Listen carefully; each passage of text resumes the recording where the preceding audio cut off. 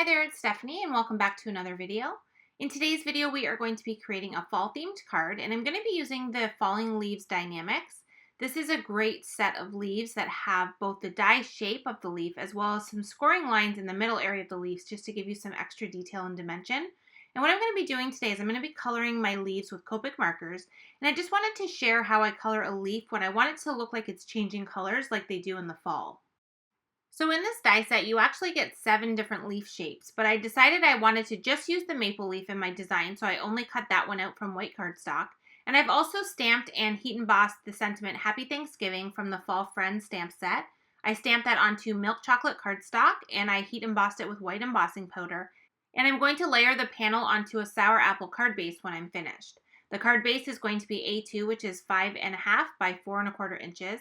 And these are the Copic markers I'm going to be using, which is YR04, 07, and 65, and YG01, 17, and 23. I'm going to combine all of these colors onto each of the individual leaves to create the look of it being a green leaf that's changing with the fall season. So I do already have one of the leaves colored, so I'm just going to move now onto my second leaf here. And I like to just have a piece of scratch paper underneath of my leaf when I'm doing the coloring, since I do go off the edges. This just makes it quick and easy to be able to color in all of the areas. So what I like to do is start off with my lightest green color, which is the YG01, and I like to layer a bunch of that color at the bottom area of the leaf. This is just going to lay down some color and get that leaf saturated and allow me to do some really great blending on top of the whole area of the leaf. Now I did pull out all of my markers here, so I have all of the lids on screen, and I have all of them uncapped so I can quickly and easily kind of switch between each of the markers. And what I'm doing is I laid down the lightest color, I took some of the darker color and put it at the very bottom of the leaf, and then I went in with my medium color and kind of blended the two greens together, and then I kind of just dragged up a little bit more of that lighter color up to the center area of the leaf. I'm then going to come in with my orange markers and I'm going to start to bring the color from the top of the leaf down towards the area where we have the green. And at first it doesn't really look like this is going to blend that well, but you'll see as I kind of work my markers and do different techniques with them that it's going to allow me to kind of blend that orange color and the green color together and really make it look like an actual leaf that's changing colors. One of my favorite ways to kind of blend two completely different colors together is do tip-to-tip coloring. And all that means is I'm just taking one of my markers and I'm touching it to the other marker tip and I'm picking up some of that color. So that way when I lay down the actual color of the marker, some of that other color is also going down with it, and it just really helps to blend those colors together. And then you can see once I did that, I also went down into the green area with the orange, and I went up into the orange area with the green and kind of added some spotty detail just to make it look like there was some of the orange mixed in with the green area at the bottom as well as the green with the orange at the top. Once I had that done, I went in with my darker orange colors at the very top of the leaf, just like I did with the darker green colors at the bottom. This is just going to give me a nice vibrant color at the top and kind of create an ombre look, but it's still allowing that lighter orange color to blend with the lighter green color. And then once I have all of that base color down, I'm going to go back and forth with my darker colors on both the bottom of the leaf as well as the top.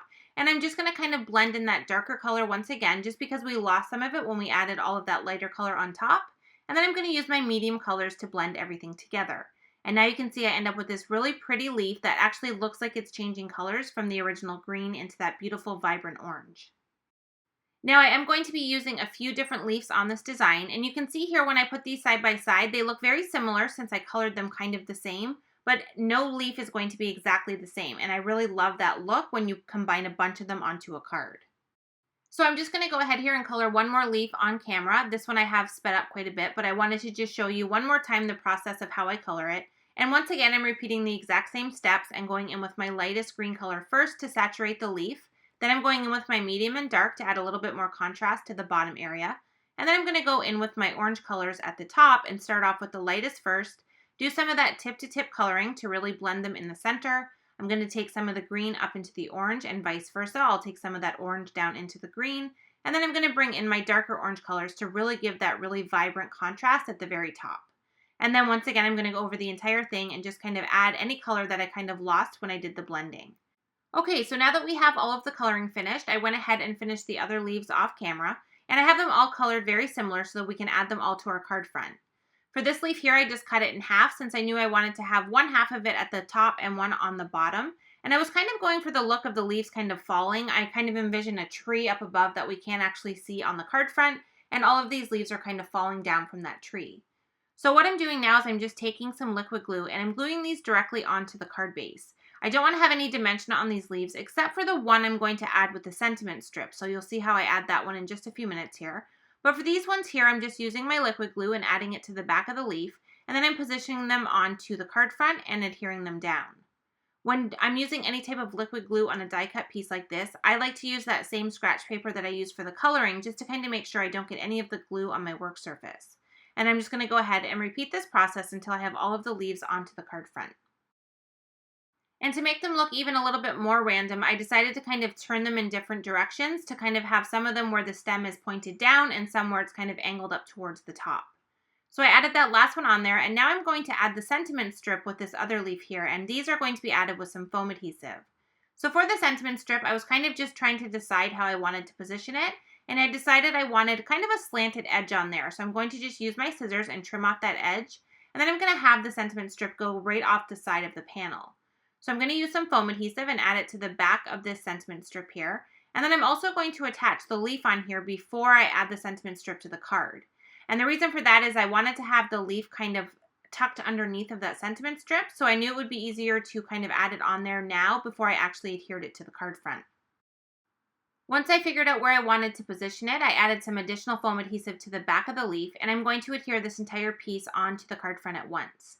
Now I do have the leaf kind of overlapping on the word, but I thought it looked just fine. I really think it adds to the random look of the leaves falling, and I think that you're still clearly able to see what the sentiment says, so I really like the look of having it kind of overlap that a bit.